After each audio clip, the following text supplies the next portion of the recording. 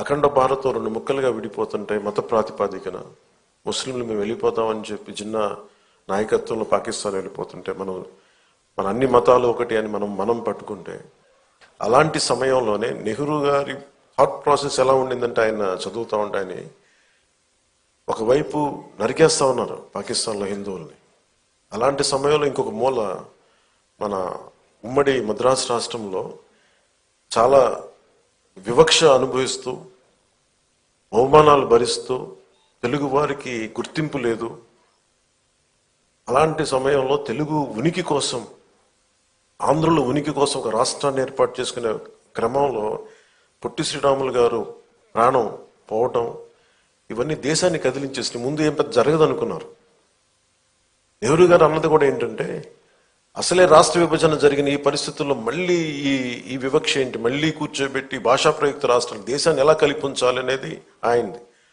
ఒకవైపు ఏమో వాస్తవం ఏంటంటే, ఇక్కడ మీరు సంబంధం లేదని చెప్పేసి వివక్ష. వీటి మధ్యలో రాష్ట్ర నాయకులు కానీ దేశ నాయకులు కానీ ఎంతో నలిగిపోయి, ఆయన కూడా ఎందుకు ఆయన మీద కోపం, అందరికి ఎందుకు రాలేకపోయారు, ఎందుకు శవాన్ని మోయడానికి ఎందుకు రాలేదంటే కోపం అన్నమాట.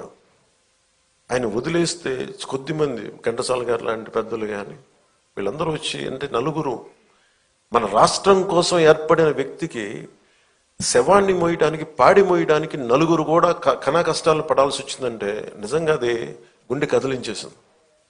అలాంటిది ఈయన మన గుండెల్లో పెట్టుకోవాల్సిన మహానుభావులు ఆయన. ఈ రోజున ఆంధ్రులు అని చెప్పుకుంటున్నాం అంటే ఆయన బలిదానమే మనల్ని ఇక్కడ నించోబెట్టింది. నాకు చాలాసార్లు రకరకాలుగా ఉంటుంది. ఒకసారి ఆంధ్రప్రదేశ్ విడిపోయి మన భాషా ప్రయుక్త రాష్ట్రాలు జరిగిన తర్వాత మనకి ఒకసారి మన కర్నూలు రాజధానిగా ఒక డేట్ పెట్టాం. తర్వాత మళ్ళీ మనకి తెలంగాణ రాష్ట్రాన్ని విలీనం చేసి ఉమ్మడి ఆంధ్రప్రదేశ్కి ఏర్పడిన ఒకటి మళ్ళీ విడిపోయిన తర్వాత ఇవన్నీ మొన్న చాలాసార్లు క్యాబినెట్లో మాట్లాడుతూ ఉంటే గౌరవ ముఖ్యమంత్రి గారు చంద్రబాబు నాయుడు గారు చెప్పింది, ఆయన ఆత్మార్పణ దినాన్ని మనం చాలా ఘనంగా జరుపుకోవాలి. ఇంకా సమయం లేక ఇక్కడ మన తుమ్మలపల్లి కళాక్షేత్రం జరుపుకోవాల్సి వచ్చింది. లేదంటే ముఖ్యమంత్రి గారి మనసులో చాలా భారీగా ఇదో జరుపుకోవాలి, సరిపోవట్లేదు, ఒక్కసారికి ఇలా చేద్దాం కానీ తర్వాత చాలా గొప్పగా చేద్దాం, దీన్ని అందరూ రాష్ట్రం గుర్తుండిపోవాలి. అంటే ఆయన త్యాగం ఈ రోజున మనందరం కూర్చొని ఈ రోజున మన ఆంధ్రులు అని చెప్పుకుంటున్నాం. భారతదేశంలో ఒక బలమైన రాష్ట్రంగా ఏర్పడ్డామంటే అలాంటి మహానుభావుడి పాదాలకి నేను సాష్టాంగపడి పాదాభివందనాలు తెలియజేస్తూ, ఈ రాష్ట్రం ఒకరి బలిదానం మీద జరిగింది. త్యాగాలు లేకుండా ఏమీ జరగదు. ఒకళ్ళు ఆయన తల్లి మన భార్య బిడ్డను పోగొట్టుకొని ఎందుకు చేయాల్సి వచ్చింది అంటే మనందరి కోసం చేసిన వ్యక్తి. తనని దాటి ఆలోచించేవాడు. తన కుటుంబం కాదు, ఇది నా కుటుంబం అని జగమంతా తన కుటుంబం అనుకున్న మహానుభావుడే. తనని దాటి ఆలోచిస్తేనే మహానాయకుడు అవుతాడు.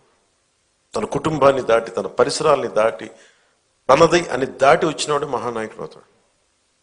అలాగే ఈరోజు మనకి ఆయన స్ఫూర్తిని మాకు క్యాబినెట్లో వివరించి చెప్పి మమ్మల్ని అందరినీ ఉత్తేజపరిచి ఆయన చేసిన త్యాగాల్ని మాకొకసారి మరోమారు గుర్తు చేసి, మా అందరికీ ఒక బాధ్యతని